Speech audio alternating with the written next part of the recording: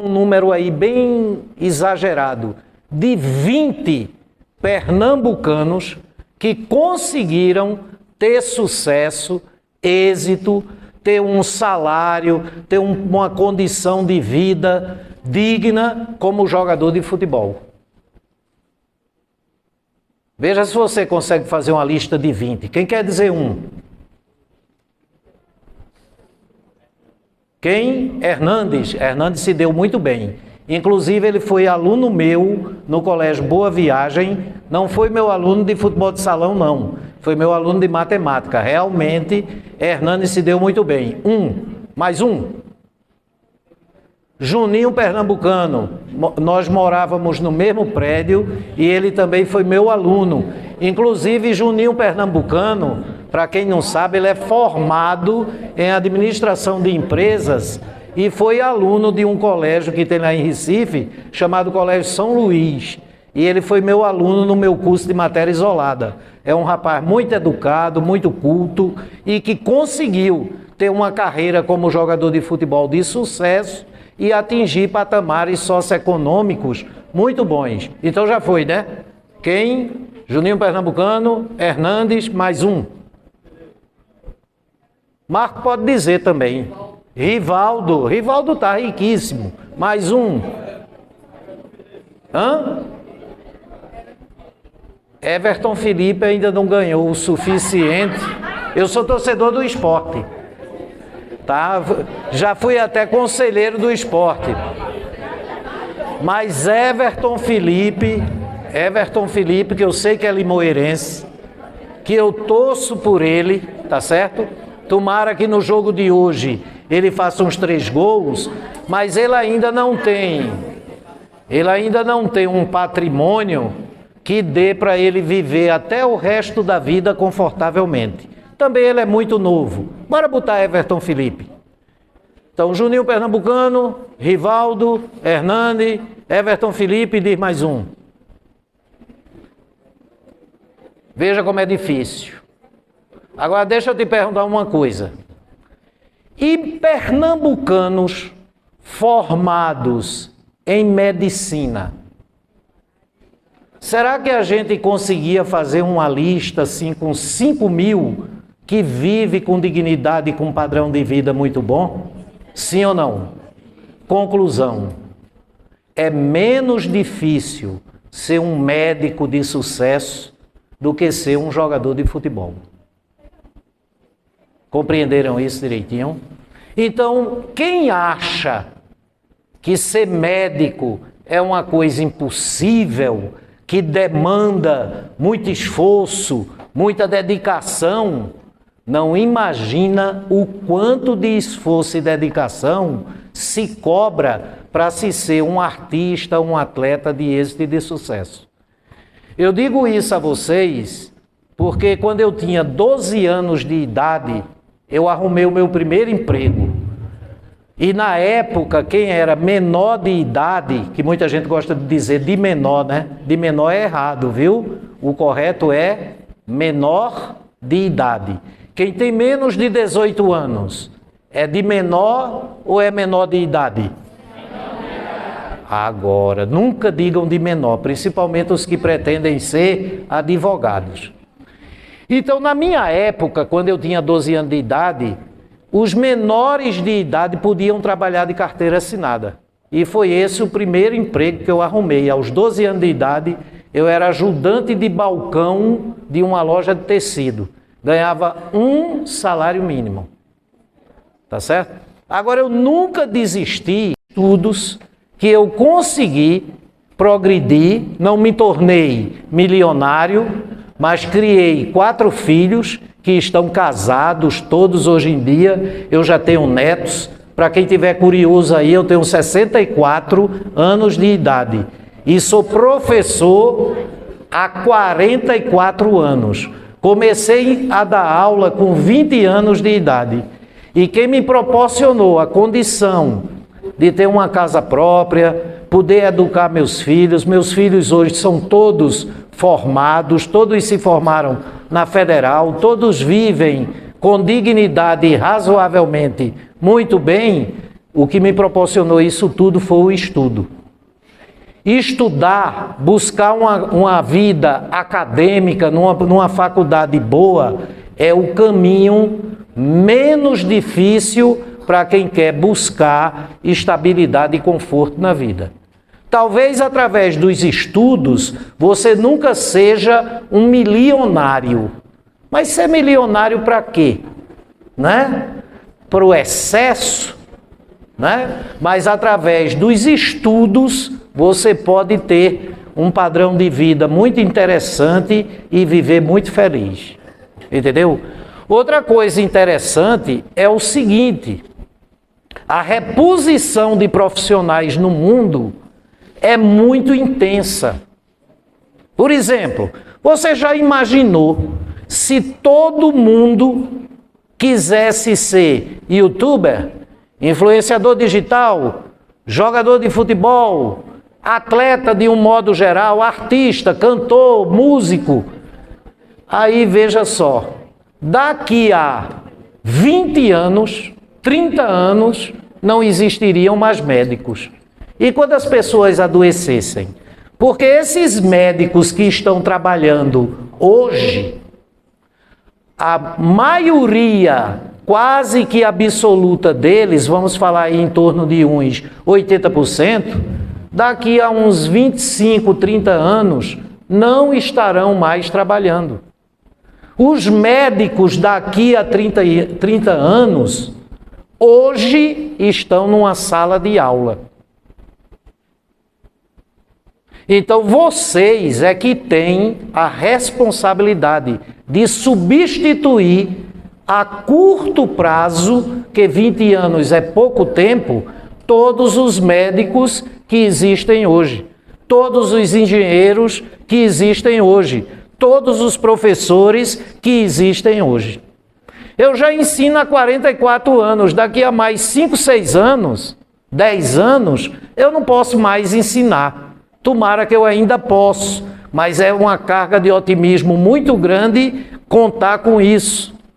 Aí precisa que na sala de aula de alguma escola hoje esteja algum aluno que gosta de matemática, que é estudioso para me substituir.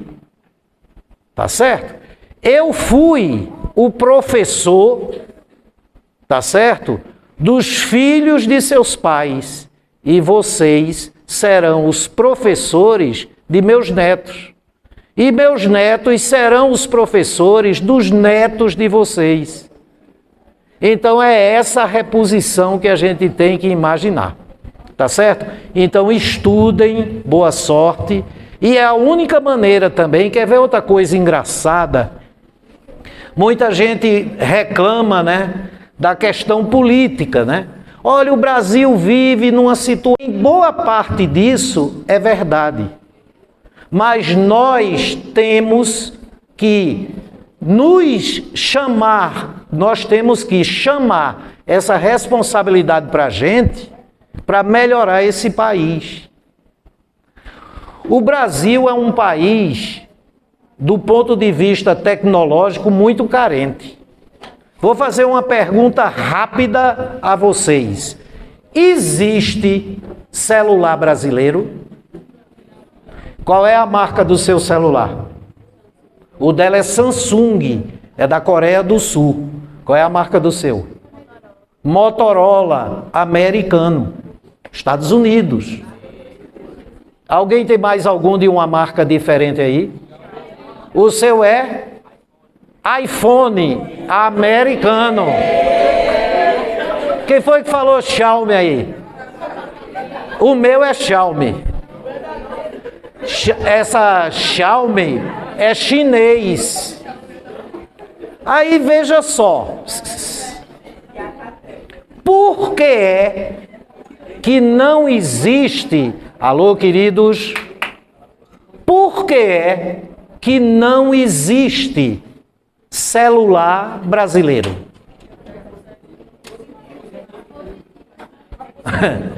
Esse celular não é brasileiro, não. Ele é montado no Brasil, mas a tecnologia dele não é brasileira. As placas dele são todas importadas. O circuito dele vem de fora. Você sabe por que é que não existe celular brasileiro? Porque o Brasil não investe e o estudante brasileiro também, em parte, não se interessa em desenvolver tecnologias. Carro. Existe carro brasileiro? Quem diz uma marca de carro aí? Rápido. Fiat, italiano. Outro. Como? Não. Um só. Ford, americano. Não existe carro brasileiro. Um dia desse, um amigo meu estava falando comigo, aí disse, olha, a indústria automobilística brasileira é muito desenvolvida. O Brasil não tem indústria automobilística. Essas fábricas que existem no Brasil não são fábricas de carro. O que nós temos no Brasil são montadoras. Os carros, a tecnologia vem de fora e aqui no Brasil só faz montar. E quando é que o Brasil vai ter um carro brasileiro? No dia em que se investir em educação. Mas se investir massivamente mesmo. E no dia que o jovem brasileiro também acreditar na ciência, na tecnologia, né? Essa pandemia aí foi um Deus nos acuda, não foi? Algum youtuber salvou a gente? Artista, cantor, jogador de futebol? Quem nos salvou foram as pessoas que se dedicaram ao estudo e desenvolveram as vacinas. Então, amigos, é isso aí. E estudar é só uma questão de hábito. Estudar é gostoso e não é ruim. Eu acho que eu já falei muito e vamos agora começar. Alô, pessoal? Questão 01. Essa questão foi uma questão do Enem. As questões do Enem, elas exigem do estudante muito mais interpretação do que cálculo. Os cálculos nas questões de matemática da prova do Enem são simples. O que é difícil é o aluno ter paciência para ler os textos, ter habilidade para interpretar e saber o que a questão dá e o que a questão pede. Vamos ler essa questão com muito amor. Bora? Comigo. Suponha, disponha, parou, pneu tipo 1, pneu tipo 2, pneu tipo 3, tipo 4 e tipo 5. Essa equipe de corrida tem 5 tipos de pneu. E no dia da prova, da corrida mesmo, ela vai ter que pegar algum desses tipos para equipar o carro. E como é que eles fazem essa escolha? Bora continuar a leitura? Continuando. Que é um índice que fornece o comportamento do pneu em uso, dependendo do clima. É por isso que cada equipe de corrida tem tipos diferentes de pneu. Porque se for um dia que esteja chovendo torrencialmente, o pneu é mais borrachudo. Tem que chama... Como é que chama aquelas ranhuras do pneu do carro, Marco? Biscoito, né? O povo fala biscoito, né? Se for um dia de sol muito quente, o pneu tem que ser um tipo de pneu que eles chamam de slick. É um pneu completamente liso. Tá certo? Então, cada pneu desse é específico para um tipo de clima. Então, a decisão que o chefe de equipe tem que tomar no dia da corrida, saber qual é o tipo de pneu que vai ser utilizado, depende do clima. Será utilizado o pneu que tiver uma maior eficiência. Continuando. Aí lá vai. Não são 5 tipos de pneu? Cada pneu desse tem uma eficiência climática. O pneu 1, a eficiência climática dele é qual? Se tiver chovendo, 6, nota 6. Se tiver ensolarado, sem chuva, qual é a eficiência dele? Então esse pneu tipo 1, ele é mais indicado quando está chovendo do que quando está fazendo sol. Com certeza, se a corrida for num dia chuvoso, o chefe da equipe não vai usar o pneu do tipo 1. Aí, pneu do tipo 2, com chuva? Sem chuva? Não, menos 4. Tá certo? Ou seja, esse pneu atrapalha muito o piloto se estiver chovendo. E esse pneu é melhor do que o do tipo 1, aliás, se não estiver chovendo. E esse pneu é melhor do que o tipo 1 com chuva. Pois bem, aí ele dá, né? Do pneu 3, com chuva? Sem chuva? Do pneu 4, com chuva? Sem chuva? Do pneu 5, com chuva? Sem chuva? Pois bem, o coeficiente, isso foi uma questão do Enem, é o que está esperando por vocês, são algo do tipo. Bora lá? Mas não se assuste, é só ter paciência na leitura. Vocês não imaginam o portuguesa, notadamente interpretação de texto, para você ter um bom desempenho em matemática. Quando a sua professora de língua portuguesa está ensinando a você interpretação de texto, ela não está somente agindo para que você tenha um bom desempenho na prova de português. Você também terá um ótimo desempenho na prova de matemática se a sua capacidade de interpretação de textos for boa. Então preste muita atenção nas aulas de português para você fazer uma prova de linguagens boa e ajudar bastante na prova de matemática. Por sinal, eu queria só fazer uma pergunta para ver se você entendeu direito. O que é o 6 do pneu 1? Pelo que a gente leu até agora, é a chuva? É a eficiência do pneu, a eficiência climática, que no texto está sendo representado por EC. Agora ele vai se referir a outra coisa agora, no segundo parágrafo. Bora? O coeficiente climático de um pneu não é o EC, é o CRC. É calculado, então veja que você não precisa decorar a fórmula. Ele vai dizer como é que você calcula o quê? CRC. Não precisa você calcular o EC, porque ele já deu. Ele já deu todos os E6 de cada pneu com chuva ou sem chuva. Legal? Então não precisa calcular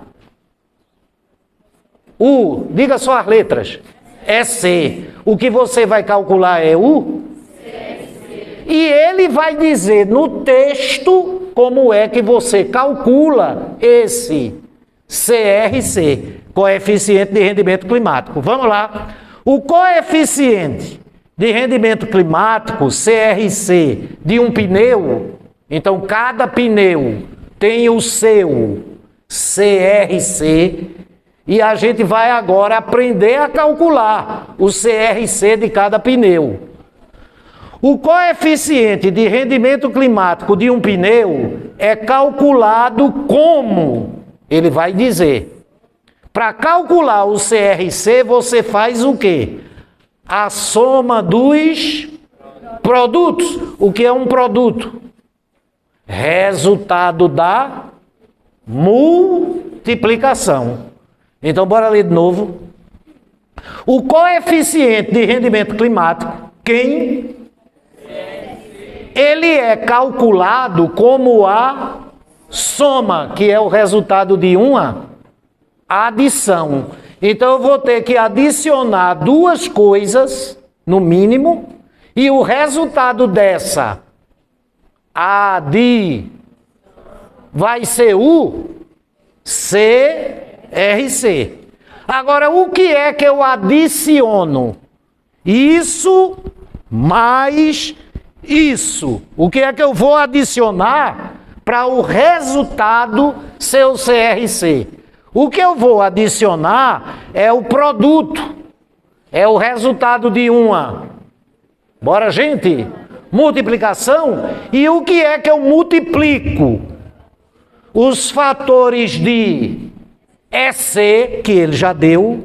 Então eu pego cada EC e multiplico. Por quê? Multiplicado pelas correspondentes probabilidades. Então eu vou pegar EC, multiplicar pela probabilidade, tá? E o resultado dessa multiplicação eu vou adicionar ao outro EC. Multiplicações desses dois produtos é que vai dar o CRC. De um pneu. Você é bom pra caralho, cara. Como é teu nome? Aê! Palmas para Lucas. Bora continuar. Eu estou na segunda linha do segundo parágrafo. Pelas correspondentes probabilidades de se ter tais condições climáticas. E esse CRC que a gente vai calcular, eu estou na terceira linha, ele é utilizado para determinar qual pneu deve ser. Então, o chefe da equipe só sabe qual é o pneu que vai usar depois que ele calcular o CRC de cada pneu. Muito provavelmente, que eu não acabei de ler a questão, o pneu que ele vai usar é o que tiver o melhor CRC. Continuando. Ele é utilizado para determinar qual pneu deve ser selecionado para uma dada corrida, escolhendo-se, está em vermelho, o pneu que apresentar o maior CRC. Continuando. Naquele dia, que dia? No dia de certa corrida, a probabilidade de chover era 70%. Se a probabilidade de chover é 70%, a probabilidade de não chover, que é o evento complementar, vai ser quanto? Dá para dizer? 30%. Então eu já tenho a probabilidade de, chover, que é quanto? Tem a probabilidade de não chover, que é quanto? E eu tenho os E6. Aí eu vou pegar cada pneu, pegar o EC dele com chuva, multiplicar pela probabilidade de chover, mais o EC do mesmo pneu sem chuva e multiplicar pela probabilidade de não chover. Depois que eu fizer as duas multiplicações, eu somo. Aí o resultado é o CRC. E o pneu que tiver o maior CRC é o que vai ser utilizado. Deixa eu ver se vocês já sabem fazer a questão. Bora ver? Olha lá. Oxê. Cadê a resolução, meu Deus? Se eu posso repetir a parte do cálculo? Hã? Se eu posso repetir a parte do cálculo? Posso. E a gente vai fazer. Agora eu estou estranhando porque eu botei aqui, eu faço ali no quadro. Eu tinha feito ela em PowerPoint. Agora o fio não chega no quadro. Dá para puxar ele mais para aqui?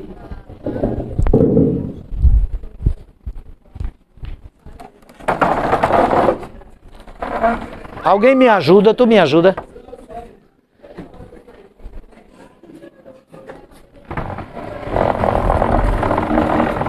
Pode trazer mais para frente. Aqui tá bom? Uau! E o lápis? Então bora lá, gente. Tá dando para ver o telão? Então tem que mudar mais para trás.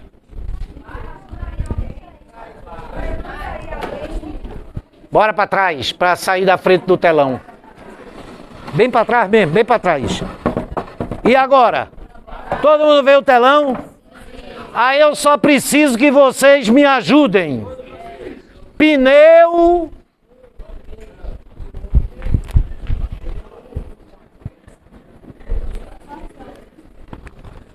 E eu tinha preparado a resolução todinha em PowerPoint.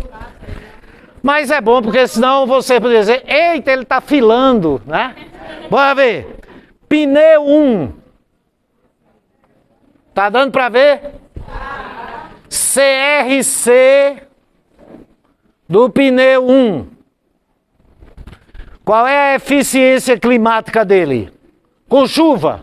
Sim. Aí, ó. O CRC do pneu 1 é igual a probabilidade de chover. Yes! Que é quanto?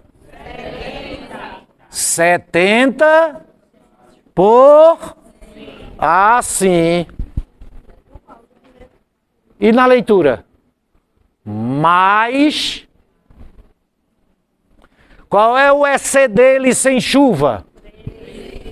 Vezes o quê? A, com palavras, probabilidade de não chover. Que é quanto? Diga 30%. Amei. Aí o que é que a gente faz? 0 do 70, 0 do 100. 0 do 30, 0 do 100. Vem comigo, let's go. C vezes 7. 42 dividido por... Dá quanto, baby? E aqui, 3 vezes 3. Dividido por 2. 0,9. 4,2. Mais 0,9. Deixa que eu faço para você não se cansar. 5. Eita, turma boa. Tá certo? Mas eu tenho que calcular o CRC de todos os pneus. Já viu como a conta é fácil? Então já diga direto, botando as taxas percentuais na forma de fração. Já! CRC do pneu 2. Vai! Quanto? Vezes 70% mais menos 4 vezes 0 com 0 aqui, 7 vezes 7, 49, dividido por 10, 4,9. 0 com 0 do 30, atenção, hein? Menos 4 vezes 3, menos 12, dividido por 10, menos 1. E para vocês não se cansarem, eu já vou dizer, 4,9 mais menos 1,2, 3, moral da história. Já está descartado o pneu.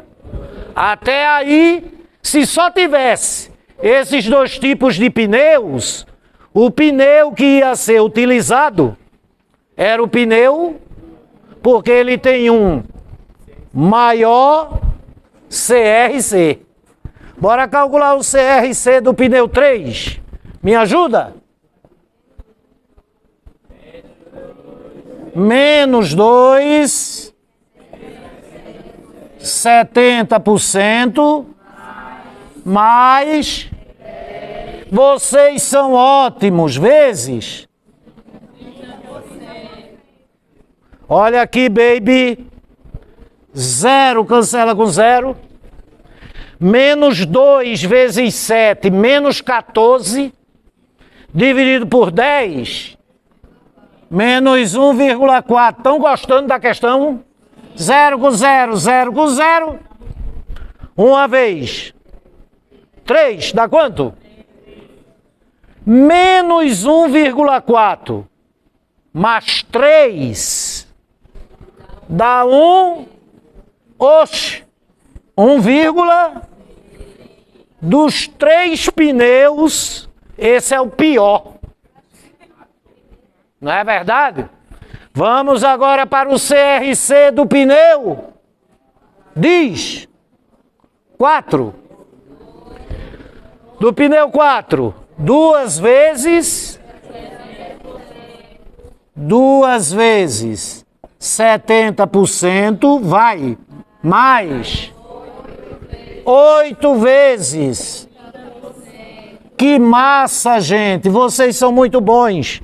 Seus professores de matemática estão de parabéns. Cancela 0 com 0. 2 vezes 7. Dividido por 10. 0 do 30, 0 do 100. 8 vezes 3, 24. Dividido por 10. 2. Então o CRC do pneu 4 é 1,4 mais 2,4, que dá 3, e finalmente o CRC do pneu 5. Bem rápido agora. Menos 6. Sim.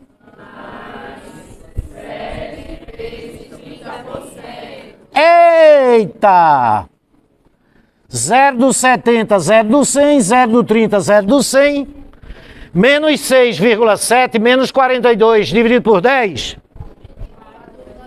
menos 4,2. 7 vezes 3, 21, dividido por 10, menos 4,2, mais 2,1, menos 2. Qual pneu que vai ser utilizado? O de maior CRC. E o pneu que tem o maior CRC é o pneu que o CRC dele é 5,1. É o de maior CRC. Coeficiente de rendimento climático. E a resposta vai para a letra de amar. Agora para a próxima. Aí às vezes tem aluno que diz assim: mas rapaz, o professor demorou tanto para resolver uma questão. Amigos, eu não resolvi a questão somente. Nós a interpretamos. Eu quis mostrar a vocês a importância do que é a interpretação do texto. E vocês viram que praticamente não precisou de fórmula nenhuma. Isso acontece com o meu às vezes. Fique com vergonha não, bote só no silencioso. Entenderam direitinho ou não? Porque se eu tivesse só resolvendo a questão, eu não gastaria mais do que 3 minutos. Mas não foi só resolver a questão. Ok? Vamos em frente. Questão 2. Let's go, baby. Olha aí. Essa questão é uma questão de médias. E médias é um assunto que faz parte de estatística. Atenção, amiguinhos. Existem quantos tipos de médias que se estuda no ensino fundamental e médio? 3. Média aritmética, média geométrica e média harmônica. Aí uma vez um aluno chegou para mim e disse assim: ô professor, o senhor esqueceu uma, viu? Qual foi, meu filho, a que eu esqueci? Média ponderada. Que história é essa, rapaz? Não existe média ponderada. Só existe média no ensino fundamental e médio. Aritmética, geométrica e harmônica. Isso que você está pensando que é um modo de tirar a média, chamado de ponderado, é uma média aritmética. É porque a média... Era isso que eu queria ouvir. De novo? Ela pode ser calculada ponderando ou não. Ovo frito. Quem já comeu ovo frito aqui? Eu adoro. Sou eu e um teiu, que o povo chama de teju. Adora comer ovo. Eu sou igual a ele. E é bom que é menos caro que carne. E numa crise dessa, melhor ainda. Atenção! Ovo frito. Quem gosta de comer ovo frito? Gosta não? Quem sabe fritar? Como é que se prepara um ovo frito? Ou você faz ele, olhe para minha mão, mexido, ou faz ele inteiro, sem mexer, só virando para ficar bem separadinho o que é gema e o que é clara. Então você tem ovo frito mexido e ovo frito estrelado, que muita gente gosta de dizer estalado. Ele não estala, o nome é estrelado ou, aspas, estralado. Mas é melhor estelado. Esse estelado é sem você mexer. Agora deixa eu te perguntar uma coisa. Não levando em consideração o fato dele estar mexido ou não, em qualquer uma das duas hipóteses é o quê? Ovo frito. Então mexer o ovo, presta atenção, mexer o ovo, fazendo uma analogia com média aritmética, mexer o ovo era ponderar. E não mexer o ovo é não ponderar. Mas se mexer ou não mexer, não deixa de ser ovo frito. Então, média aritmética, não estão prestando atenção, né? Média aritmética pode ser sem ponderar. Mas se ponderar ou não ponderar, não deixa de ser média aritmética. E o resultado é o mesmo, se ponderar ou não. Deixa eu explicar isso melhor para vocês. Bora ver? Sim ou não? Sim. Sabe calcular média? Eita, papagaio é um dilema, hein? Eita. E agora, Marquinho?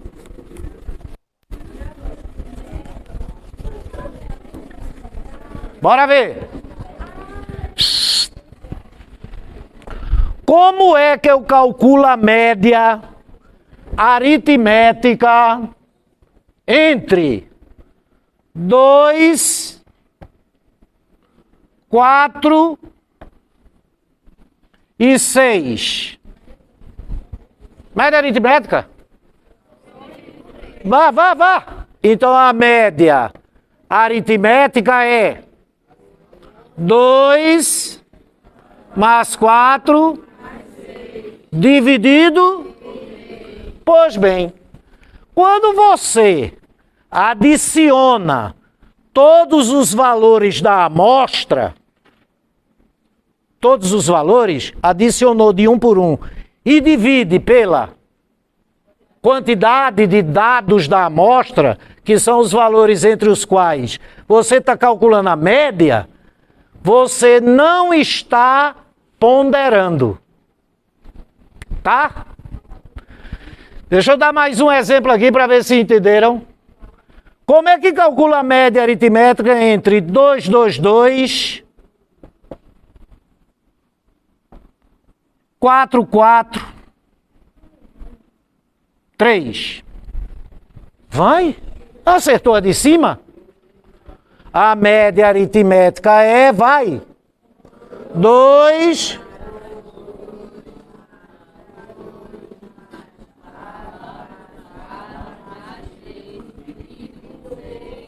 dividido? O que é que a gente está calculando aí? Adicionou os valores de um por um? Sim ou não? Sim. Dividiu pela quantidade? Sim. Então você não ponderou. E o que é ponderar? Quando você pondera, não altera o resultado. Continua sendo média aritmética. Só que ponderar é fazer o seguinte, vem comigo. Tem quantos 2 aqui? Tem quantos 4 aqui? Tem quantos 3 aqui na amostra? Aí veja. Veja bem, viu, meu amor? Esse 2 mais 2 mais 2... Diga. Esse o quê? 2 mais 2. Eu podia ter escrito assim, 2 vezes 3. Sim ou não? Sim. E de onde foi que veio esse 3? Da quantidade de vezes que o 2 aparece na amostra. Muitos professores chamam essa quantidade de quê? De vezes que o aparece na. Chamam de peso. É aceitável, mas o nome correto é outro. Quer aprender o nome correto? Ou quer continuar chamando de peso? O nome correto é frequência. Então, o 2 tem frequência 3. Frequência não é a quantidade de vezes que você vem para a escola. Quando a diretora diz assim, ei, João, você tem uma frequência ótima, é porque você não falta, é porque você vem muitas vezes. Então, o 2 tem. Vai, porra! O 2 tem. Saiu sem querer. O 2 tem. O 4 tem. E o 3 tem. Então dá no mesmo fazer 2 mais 2 mais 2. Dá no mesmo se você, ao invés de fazer 2 mais 2 mais 2, pegar o 2 e multiplicar pela frequência. E o 4, como é que ficaria? Como? 4 vezes 2. E o 3? E eu não sei se vocês concordam comigo, esse de 6. Esse 6 é a mesma coisa que 3 mais 2 mais 1. Se eu substituir o 2 mais 2 mais 2 por 2 vezes 3, Se eu substituir o 4 mais 4 por 4 vezes 2, se eu substituir o 3 por 3 vezes 1, e se eu substituir o 6 por 3 mais 2 mais 1, altera o resultado? Altera a média? E você sabe qual é a diferença? Leia, eu queria que todo mundo lesse. Leia o que está em preto.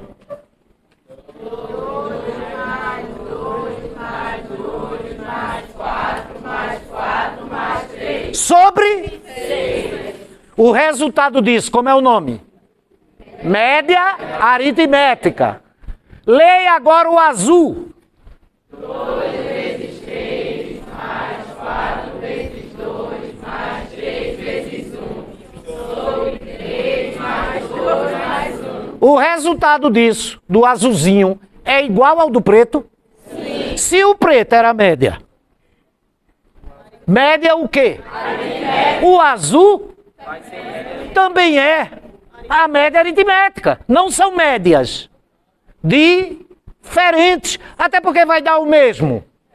Agora, sabe qual é a diferença? Quando você calculou a média aritmética da forma preta, você calculou a média aritmética sem ponderar. E quando você calculou a média aritmética na cor, você ponderou. Sem ponderação. E no azul, a mesma média aritmética, que não existe dois tipos de média aritmética, não. Ela está ponderada. Então, o que é ponderar? E só se pondera média aritmética. Ponderar é ao invés de você somar todos os valores de um por um e dividir pela quantidade, é você pegar cada valor, multiplicar pela frequência e adicionar esses produtos e dividir pela soma das frequências. E o resultado é o mesmo, quer pondere ou não. É melhor ponderando ou sem ponderar? Depende. Calcule a primeira ponderando. Consegue não? A média entre 2, 4 e 6. Calcula a média aritmética entre 2, 4 e 6, ponderando. 2 vezes.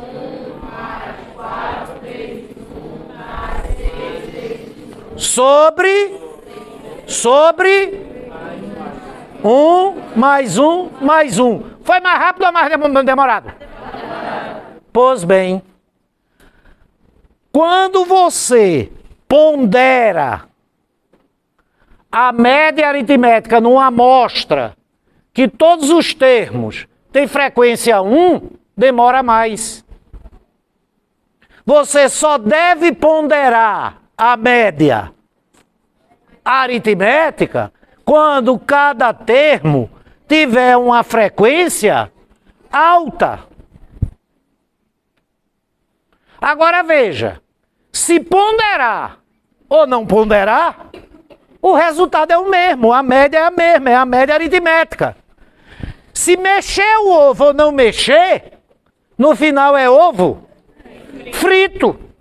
Não deixa de ser de ovo frito porque mexeu ou deixou de mexer. Não deixa de ser a média aritmética se ponderou ou não ponderou. Último exemplo disso. Hey, baby! Let's go, baby! Boys and girls. Olha pra cá. 5, 5, 5, 5, 2, 2, 2. Essa é uma amostra de valores. E eu quero a média aritmética. Sem ponderar.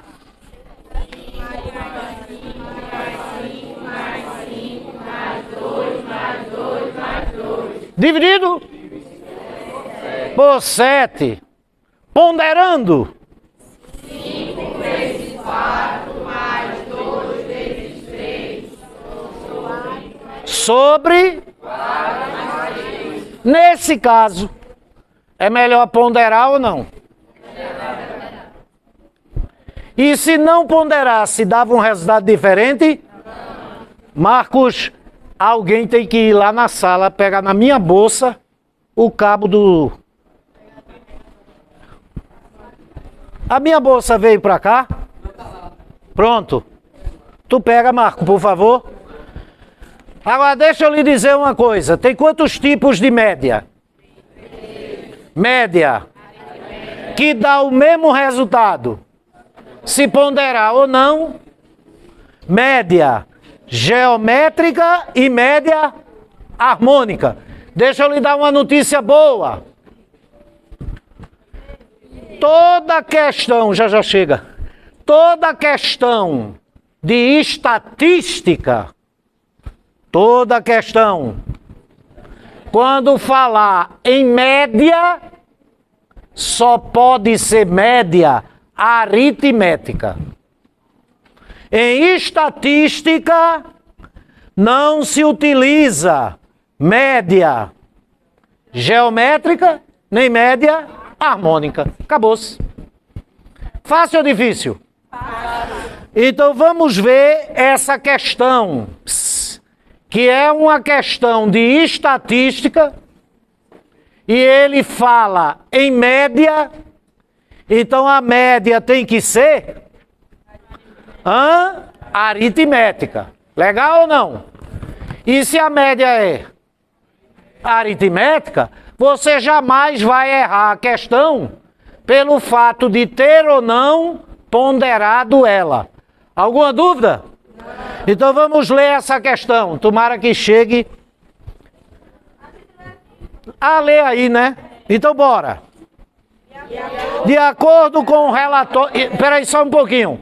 Isso também foi uma questão do Enem. Tá certo? Eu só coloquei questões do Enem. Porque o papo não é Enem aqui hoje? Então bora lá. De acordo... Pode catucar e ver se tu acha o cabo. 3 horas a gente para. Certo, certo.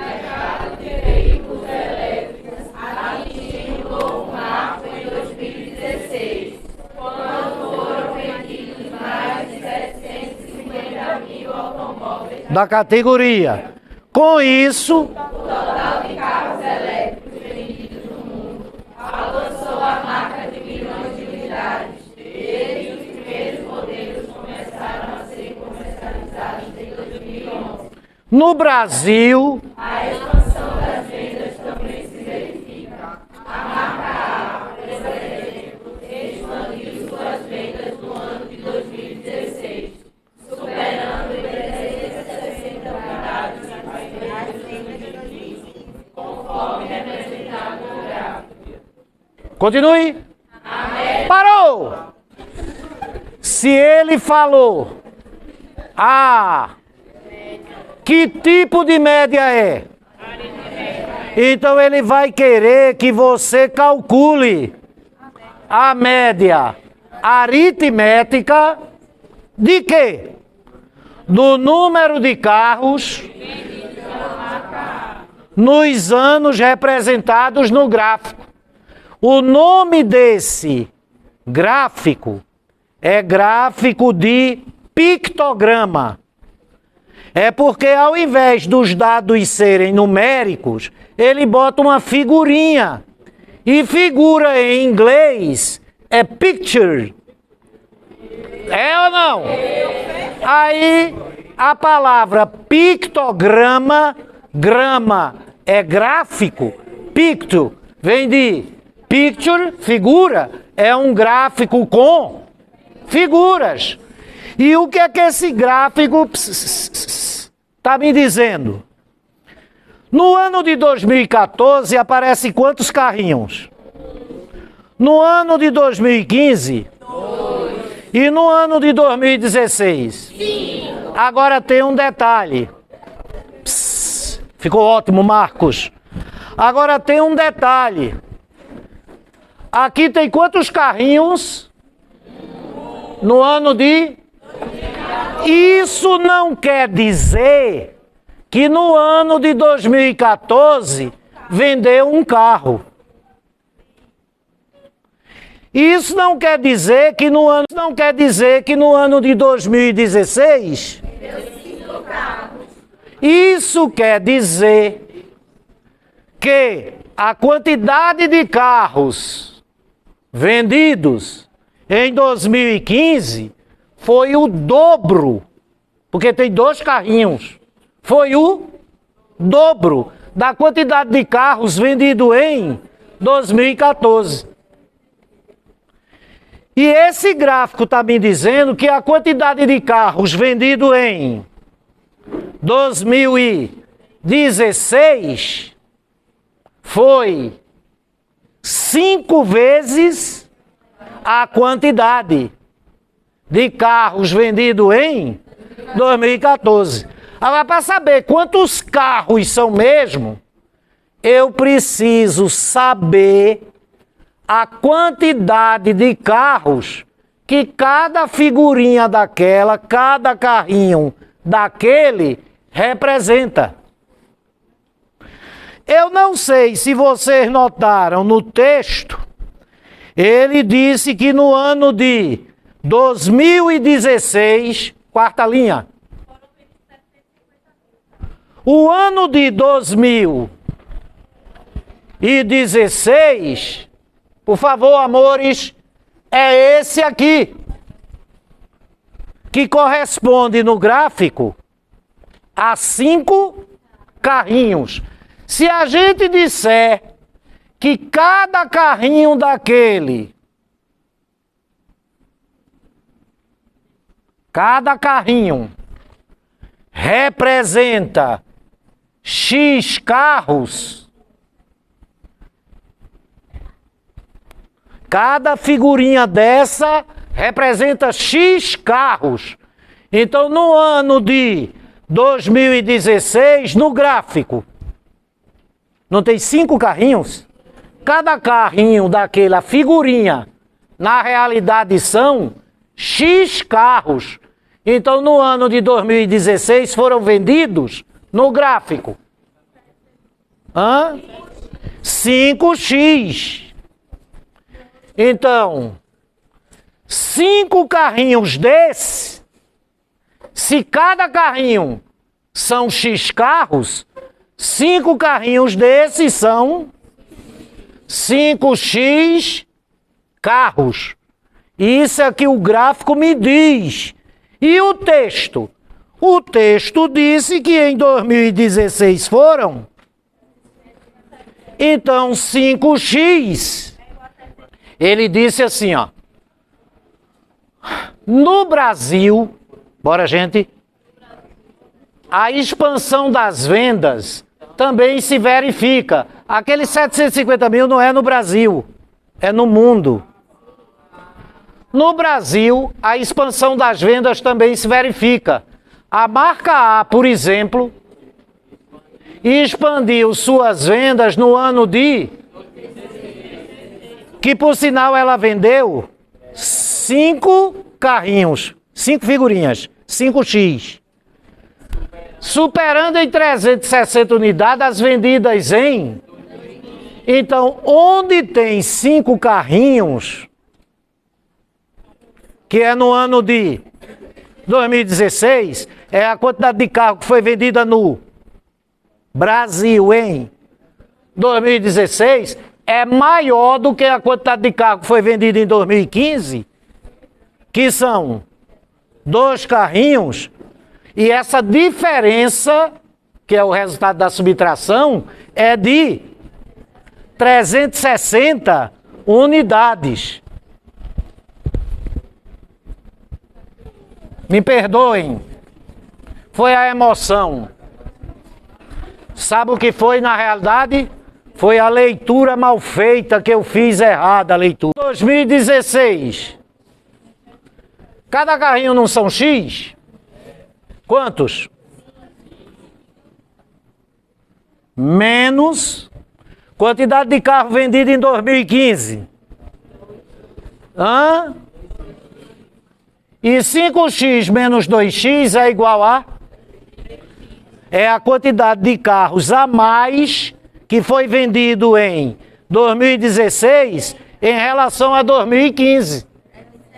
300 e 5x menos 2x, 3x igual a 360, x é igual a... Então, cada carrinho, na realidade, representam X carros. Cada carrinho, na realidade, representa 120 carros. Se cada carrinho são 120 carros, em 2014 foram vendidos quantos? 2014, de baixo para cima. 2015.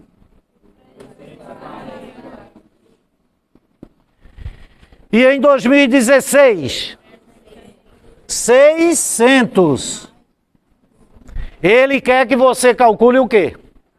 A média desses 3 anos. A média entre esses 3 valores.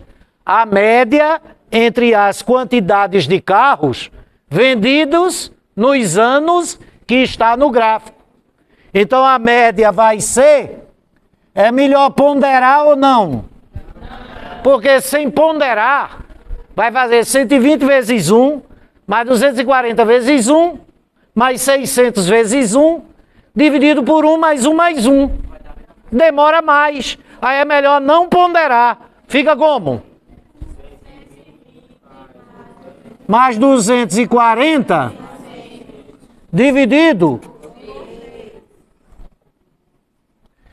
120 mais 240, 360. 360 mais 600, 960. E 960 dividido dá 300. E o gabarito vai à letra. Gente, Marcos disse que vocês têm um intervalozinho agora de 3 horas. Na volta a gente faz o resto.